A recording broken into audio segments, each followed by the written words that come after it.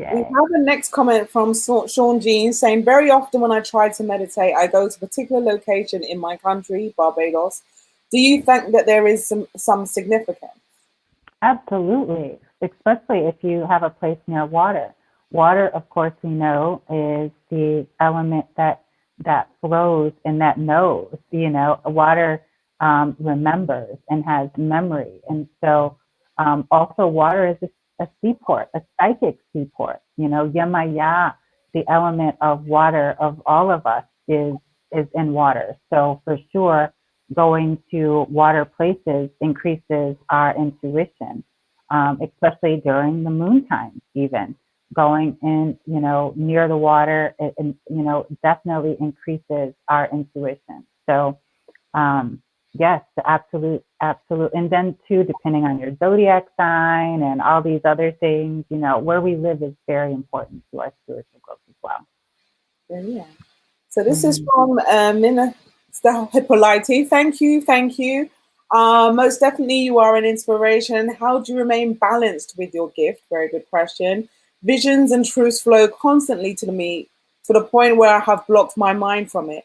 Thanks to yoga, meditation, and more recently ancestral voices, I am trying to open up again because I feel as if I'm shutting off a part of me. I also feel that I am a little scared. This stuff is so powerful. Great question. Why are we afraid of our power?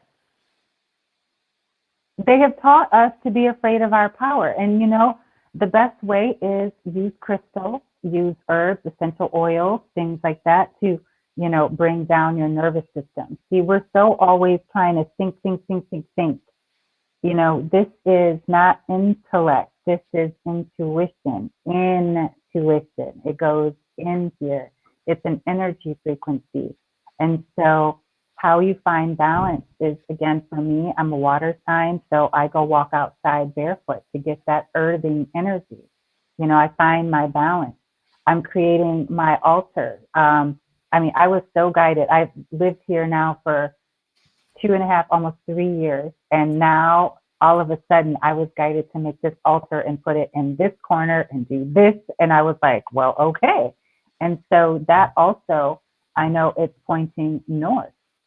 Why is it pointing north? North is the energy of winter, but it's also the energy of rebirth and starting over.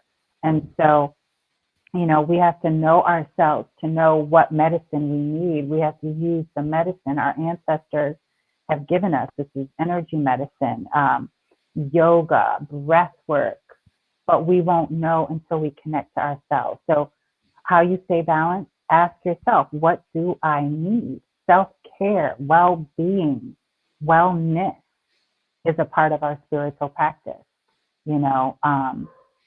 This is one of the things that also I think keeps us happy, useful, abundant, creative. It supports everything. Our spiritual practice isn't just about honoring our ancestors. It's about honoring ourselves as well. And to me, an altar practice is the ultimate self-love.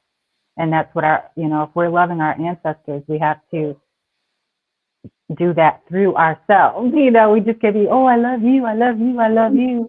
I hate me, and I'm not good. We've got to be a channel of love for ourselves. And that is what that altar practice and spiritual practice provides. So just do the work. I like that. Good response. Also want to say shout out to LL. Appreciate your channel and guests. Thank you. Hugs. Lovely. Much appreciated that donation. Thank you for that donation. I love when we circulate. That's what I'm talking about, that energy of circulation. And I bet you, LL, before you know it, by the end of this week, that is going to come back to you. Because again, when you open your heart, you let the universe know you're open to not only to give, but to receive. Because to give is to know. To receive is to give, and to give is to receive. As I said, you can't give from a clutched fist. So we have to know that, attraction, our energy. They say energy is everything. And if that's the truth, then what energy are you vibrating? And that, again, it's not just, oh, I got to have positive thoughts and affirmations. What are you eating? What are you, thinking? What are you saying? Where are you spending your money? What clothes are you wearing? What are you putting on your body as well? So we have to be mindful of all of this. And this is what, again, spiritual practice teaches us. So Wonderful. mm-hmm. Okay, Michelle says, thank you for that wisdom. I'm glad that I thank my God for the breath given. I pay respect to my ancestors and ask for help. I have struggles still dealing with my grief of my brother last month, my procrastination, my lack of faith and confidence in myself as I approach my birthday, January 31st. Any suggestions for personal life navigation, even in the midst of C19? Yes. Forgive yourself. Forgive yourself. That is another practice, a spiritual practice. We think we're supposed to have all these things figured out, but we're all learning this every day. How I learn the most about life is from animals. Watching animals. They are innocent, right? They are open. They're curious. They feel energy, and so we have to forgive ourselves because our minds can be so filled with wisdom or so filled with wickedness. And so this is why our spiritual practice is crucial in allowing us to heal our minds, because it's our minds that creates the thoughts of I don't have, I'm procrastinating, I'm this and I'm that.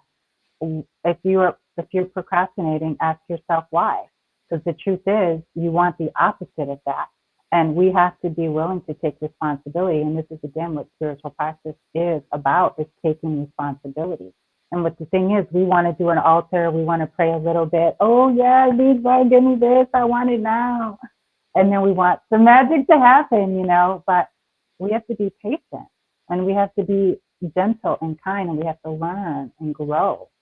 And that's what nature shows us, that life cycles. It changes every single day. And every single day you're filled with infinite possibilities. You're welcome. That's so good. That's so beautiful. Thank you. Yeah. I'm just trying to see. Sorry, there's so many questions coming in. I'm like losing their thought. No worries. So I'll share a little bit more. I was a young single mother at 19 and I had no idea what I was going to do. I was in college. I had this little girl. That's why I decided to go and be a librarian. But I knew I had to follow my dream. The reason, because I had seen so many people not following their dreams. And this was the reason, too, I had gotten that cycle of drinking because I had seen so many people, oh, you go to work and you come home after your hard day of work at this job you hate and you need some drinks, just to deal with that every day. And I was like, Spirit, I never want to work that kind of job. And so because I love the library, I became a librarian, and I said, well, what's next? And so Spirit said, what do you truly want to do? And I was like, if I could do anything. And I remember when she was in high school and about to go to college, I had put a map of the world on the wall, and we were on food stamps. That's government assistance, right? I mean, it was bleak time. I was getting minimal child support. She was in a private school, and I had put this map of the world on the wall, and I was like, one of these days, I'm going to teach yoga on a cruise ship, and I'm going to travel the whole world. And Miana looked at me, my daughter, and she was like, how the hell are we going to do that? We don't even have a car. You're on food stamps. And I was like, one of these days. And, having that dream and knowing that I was guided, because I could not have gotten here. This mind would have had me in the streets somewhere, still in a club. But my spiritual mind said, get up, do something, do what you were here to do. Stop messing around and get out of this club and stop drinking, And so, and it has changed my life. And this is the thing, we don't have the discipline. And we have to take responsibility for our discipline. So forgive yourself that right there. And Tonya, for some reason, you're starting to pixelate again. Uh-oh. Hopefully we can... I can see you and hear you fine. Okay. Whatever you did last time, it fixed it. So if you can try that again, that'd be wonderful. I'm just praying that it just gets fixed. I'm just saying, ancestors, she needs a clearer signal. Bring it on, and let's see the abracadabra. Let's see if it works. Oh, thank you. Kamara Jordan says, I feel you, Tonya. Ancestral Voices has been all those things for me too. We honor you, Dalian and Verona. Thank you very much, Kamara. That's Yes, beautiful. Thank you. can you hear me better now? Um, I can hear you okay. It's just the pixelation coming in and out. But we can Oh, work. We can work with it. And okay. another donation from Ella Matheson saying, thank you so much for all Oh, that you are. That's so you're lovely. welcome. You're welcome. And see, this is how we're supposed to. Our ancestors, we all work together. If we, continue to fortify and strengthen and give to each other, like I said with my Shea Butter Man and my Arabic cosmetic hair, when we give to each other, we give to each other, we grow each other's prosperity. That's how we, again, then not only support each other, we support our growing community. And this is what we're supposed to do. This is how we come back together. We strengthen our dollars together. We have to use the money that we have until we can get back to where we need to be. But when we, use our money together, that circulation, that's what the ancestors have been asking us to do. Wonderful. Mm-hmm. So Min Hippolyte says again, thank you for your response. I need to reconnect more. And since I have tuned into Ancestral Voices, total awesome team, my ancestors are knocking hard on my spirit. That's fantastic. Excellent. I'm glad of it. I am beginning to feel better. I'm getting all sorts of messages and visions. I am in discussions with them about the creation of our altar. So that's beautiful. That's Yeah, it is. It is. And the altar for me, again, I blend all of it together. I was just seeing some of the altars that I've seen, and I'm just like, I'm not there yet. I'm not there yet, So I have like a baby altar, if you ask me, but in the altar, even this is an altar, Here is a shell I have with some salt in it. Here is a bead I got from Ghana, right here in this little jar. This is an altar. Look at that. That's an altar. We don't have to have these elaborate ones. We don't have to be initiated. We don't have to have all these other things. We have to do what we have to do. We keep getting all these other things in the way of the magic that we have within us. And again, accessing our true power. So an altar is really just a place for you to focus. So ask yourself, truly, what do I need? And I use salt and some salt. You could use dirt, some water. Use what you have. That's another thing, use what you have, please. Don't go buying things. That's what they taught us to do. Our ancestors used even to this day, they do readings with what? Kola nuts. They're not, so that's how, let nothing get in your way. As Balaam said, hasten thee to Ifa. It does not matter how you get there. Just get there. Just get there. Precisely. That's what we're always saying at Ancestral Voices. Just make that connection. We focus so much on, I don't know where I'm from, what tradition should I be in? Are you making the connection with your own bloodline? It's as simple as that. It really is. Yeah. So, yeah, beautiful. Because I was the same way. I was like, oh, I don't know my ancestors. I don't know anything. And the first thing I heard the ancestors tell me was, stop listening to that voice and listen to what you know what I'm saying? That's why intuition development is so important. We've gotten so smart. We've got these phones that make us think we're smart, that Google that makes us think we're so smart, but that's just outside getting in here. In here, there is wisdom and knowledge and so much. It's in our DNA, but we have to access it. That means we got to clear all the gunk out of our mind, out of our body, out of our spirit. We got to heal our aura, our karma, our soul. We've got to do all this healing just to get to the good stuff, just to finally say, go this way. Mm. So we have to do the work. The thing is, we want to skip all that. Oh, I just want to do the altar. Ooh, don't even get me started on that conversation today. Ain't gonna work. It ain't gonna work. You Yeah. know what I'm saying? It ain't gonna work. The amount of people who just think that you start this and then the next thing you know, you're going to just be, you've arrived. No, you have to do the self work. You have to start from the beginning. I want to do Orisha's. Have you even started, working with your own ancestors? No. What does that involve? So why are you talking about Orisha's for? Like, step by step, there's a process. There is a process that there is. And as I said, I didn't even know the truth of my family story. I'm still discovering parts now that I live here in Mexico. Like, I didn't know my great grandfather walked from the Rio Grande to cross over into Texas. I was like, what? Like, my great grandfather is from another state in Mexico called Saint Luis Potosí, and I did not know that. He walked thousands of miles to get to the land of the free, to the United States. And my great grandmother, I didn't know she had come down here to escape New York. And that, again, this is how they met. And so this is some of the ancestral. And then my great grandmother, the one who did come down here, she passed for white. And so it was like this whole, these mixtures of these stories. But the one thing, pardon me, the ancestors told me, Verona, was stop worrying about where you come from.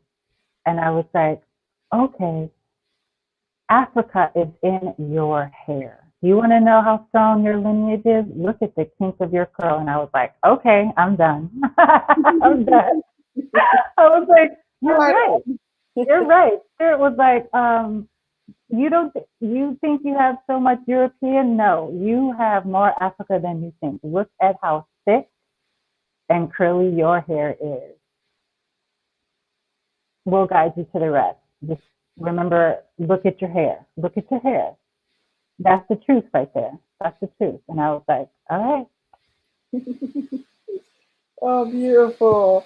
I want to say thank you to Tonya Lloyd for your super YouTube. Thank you very much. And to Full Body as well for YouTube. So thank you very much. It's beautiful. And this is the full moon, the full moon. See, I'm telling you guys, every single person, even the smallest donation, I bet you this week alone, because we're already connected in a vortex. And look what we're talking about. You're raising your elevation and you're giving. So that connection, that's the attraction. That is, again, consciousness. That's right. Africa is born in you. That's right. So this consciousness, when we are at that high level and then we give, the downloads come. Watch your dreams for the rest of this week. If you want to really test yourself, go on a juice fast, feel how you feel this week, tune into this full moon, and see how much abundance you grow. Listen, listen, listen. That's what we have to do. We always want to do something. We need to listen. That's what they always say. Listen, sit still, listen. I've got a comment from Trina. Said, Trina, not really a question, but I read your World article, and this part had me wanting to jump up and shout in agreement. It's not only cultural and spiritual appropriation, it's monetizing of reverence and sacred acts. I see so many folks following trends, and it's rather aggravating. So for those who haven't read the article, Tonya, do you want to elaborate on what that's about for us, please? Yes, and thank you so much, Trina, for bringing up that. Dear Woo Woo World is an open letter that I wrote to the Woo Woo world, who really, Woo Woo is some kind of wordplay on voodoo or hoodoo, right?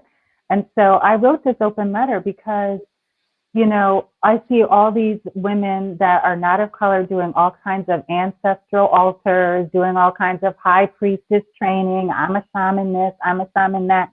And they learn all these things. They go to their African retreats in Mexico, shaman, ayahuasca experiences in South America.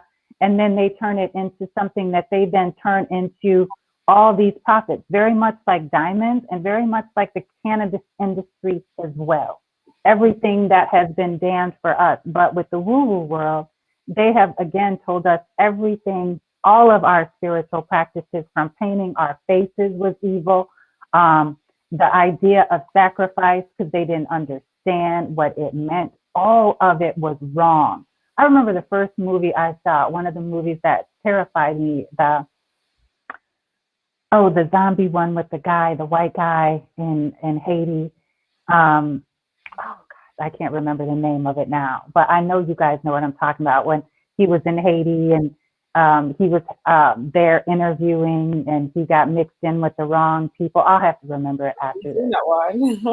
But it's this white guy who goes over to Haiti and he's learning all these things, and you know, they're like, ooh, this bad black magic, you're messing with the wrong thing.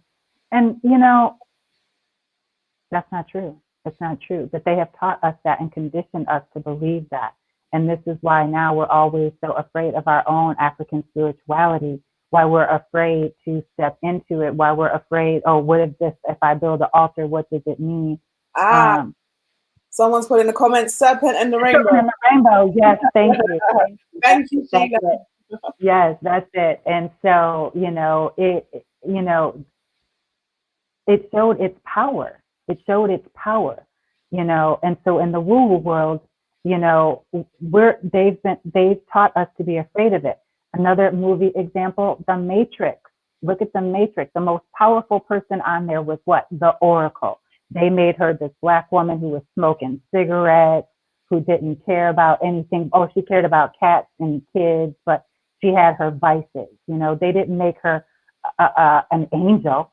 You know, they made her smoking cigarettes and had this low vibration. The same with Whoopi Goldberg and Ghost. They made her absolutely effing nuts, but she was the one who was able to let them talk to each other after he died. But they made her crazy. And so the woo-woo world has always made us crazy, wrong, and demonized. And so this letter was to say, no, you're stealing our stuff and doing it to this day right now, and it's on trend. Spirituality, again, was brought to this country, I'm in Mexico, was brought to the United States by our ancestors. And it has gone, you know, from Africa all over the world. Cuba is one of the places that still holds the most powerful African traditions because they've been able to harness it all these years. And because they don't have so many outside influences, they harness it very well, you know? And so we have to look at that. And we cannot be afraid. Being afraid is about being ignorant. And we cannot be ignorant about our truth anymore. They have definitely made us afraid of our own power. We are powerful beings. Why would they constantly refer to us then as minorities and all these low things? Even the color black has been, you know, is considered negative. If you look at the witches, and they always show them in black makeup and all of this. However, black matter is the most powerful substance in the universe. And melatonin and melanin is one of the most powerful chemicals in our body. Why, if all these powerful things are right here at our access, why don't we use them? Because we've been conditioned to be afraid of them. And what we're afraid of, we're afraid of. Hey Ingrid, I see you, sister. She's my sister from Jamaica. Oh, yeah. Cool. Nice one, Ingrid. Yeah. Yeah. Wonderful. There was a comment that says, foreign press and the media have always as a religion of blood and sacrifice. And so yeah, you know, and if you think about it, isn't blood life force? That's the whole reason blood is used, because blood is life force. It's not negative, it's life force. We know this because we have monthly cycles. It is life force. Then how can what creates children, what is considered a miracle, be negative. Negative, exactly. It's the conditioning. It's the conditioning. It truly is. And Mm-hmm. also want to say shout out to Kishara Diggs. Thank you so much for your donation that was received through PayPal. So thank you very much. We appreciate the love. Yes. Yes. I hope everybody is feeling the abundant energy that I'm putting out there, and for all of us, for each of us. And every time I speak to you, you just have a very calming, very loving energy anyway. And I'm sure everyone can feel it, but you just have that nice, very calm tone. Like, you should do audio books and like audio meditation CDs. You'll do amazingly at Jala. Your voice is so soothing. It's coming. Don't you worry. It's coming. And I have brilliant. Good. And I have a comment here from somebody you know very well. Oh, my daughter. There's Miana. Thank you. Miana, love seeing you both, my mom and Verona. Thank you, Miana. Yes, yes. And so, you know, I love, excuse me, my daughter coming on, you know, because this is one of the most important other things that our ancestors have really, have been really pressing to create generational wealth, but also share our wisdom with our children. You know, I feel like I learned a lot of the wrong things, and I don't want to call it wrong. I learned life lessons. I didn't learn spiritual practice. You know what I'm saying? And so our ancestors want us to teach this to our children, because if we are in this generation of the age of Aquarius, right? We are the pioneers, because we're the ones pioneering it through. It's happening right now. So we're the ones giving birth to it. So imagine then in 50 years what our children are going to say about what we've left them. You know, I want my daughter to know that she has, you know, power, that she can connect at any time, no matter where she is. That doesn't cost a thing. And I want her to know what crystals she can use, what herbs she could use. I want her to know that she has her own power to access.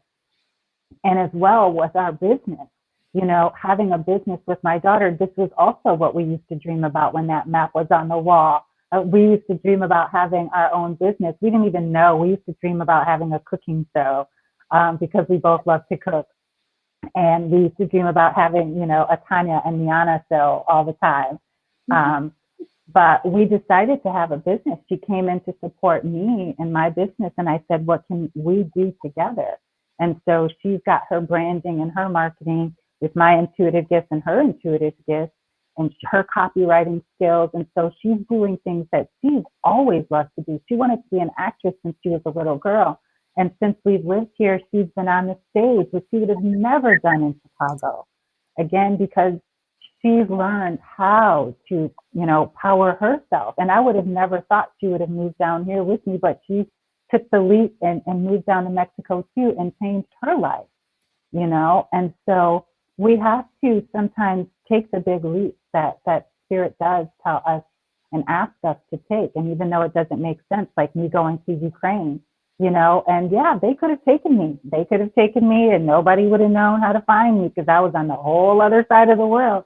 But I knew spirit had my back. I knew my ancestors were with me and I would not ever be in danger. And I mean, I lived there for 9 months. I never had an incident. I lived in Spain. I lived in, you know, I've lived in all kinds of places. And I know I've always been protected. That's beautiful. Thank you. That's how we create that for our children. And generational wealth is work with our children. They don't need jobs. We need to learn how to do this together for ourselves, just like we're doing together with each other. And so Miana has gifts as well. So that's fascinating. So she's also inherited that psychic ability. Yes, and you know, I think as she gets older, hers are getting stronger too, because you know, you've got to get out of your head. And you know, she's growing up now with the mom who's the psychic, so she's seeing all of this. And of course, her gifts are definitely enhanced. And I know as she gets older, they will continue to come out. But she's a Capricorn, so she's in her head. Yeah, so you guys are in your head, but you're highly intuitive. Highly intuitive. We all are. We just need to practice it. Yeah, beautiful, beautiful. All right. So I want to say thank you, Trina Jones, for your donation that came through on PayPal. And woo, Oh, another one. Oh, melanated people. yay. I believe, is this Melanated People the app?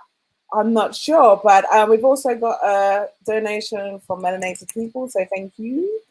All right, fantastic. Oh, just feeling the abundance. I Yeah, just can't you, wait you're to bringing. now light another incense, and now after this, I can feel it. I can just even feel it in my hands. My hands are actually feeling warmer. I can feel it in my Beautiful. hands. So, Now, I know you said you wanted to wrap up around the 1 hour, 30-minute mark. So I'm just going to take, I think, one I or got two a few questions. more times. Yeah. Yeah.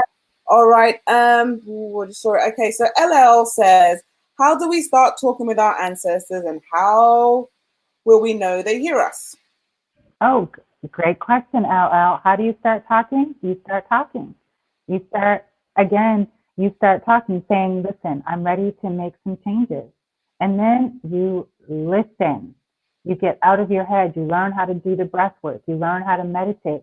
See, the thing is, we're waiting for it to come like some sign from the universe. Ah, here's your sign, Mhm. you know, but it comes in so subtle. It could be a hummingbird. It could be a song. It could be an email. It could be another person. You never know how spirit's going to talk to you until you know yourself. Exactly. So be still and listen. Be still and listen. Before you start talking, you got to listen. Yeah. Good response. LL, Mhm. I'm also putting a link in the chat which talks about communicating with your ancestors and the process to do that. It's an article we've written. We also have a little short video that's out now called Signs and Symbols that also speaks about the various ways spirit can communicate with you. As Tonya just said, it's the small, subtle little details. We're looking for this big, elaborate thing in it. For most people, it's not like that. It's a lot more subtle, nature, dreams, all of those things are And this is why what. I love tarot too, because tarot is an access point. It allows you to have communication. And this is why people have to learn themselves so they can learn then how to connect to the tarot. The tarot is truly, it's like spiritual, it's like a spiritual, um, how can I say? You know, the tarot is wrapped in so many different layers, but it is truly like spiritual soul healing. This is why when so many people are attracted to tarot and they actually say, yeah, you know, I've always had this feeling about tarot. They never say, oh, I thought about tarot. No, they always say, yeah, I always had this feeling, this connection to it, right? That's energy. It's interesting because I remember when I started my spiritual journey years ago, I never really got into tarot, but I was obsessed with the concept of divination. And that I was just like, the whole idea that there was more to this physical reality and being able to foretell the future was just like, wow. And that made me want to learn more. And I became very inquisitive. So there, you're right, there is something that we're naturally guided to, this kind of alternative understanding of what we've been raised with. Um, Absolutely. Hmm. Sheila says, this is definitely very informative. At 54, I was raised in a Christian household, so everything is so new to me. Yes, I was told to leave it alone. It's wicked and a concern. Um, yep, we agree, Sheila. Many of us have had that experience. Let it go. It's a new day. It's a new day. One of my favorite songs that I like to start every morning is Nina Simone, "Feeling Good." You know, it's a new dawn. It's a new day, and I'm feeling good.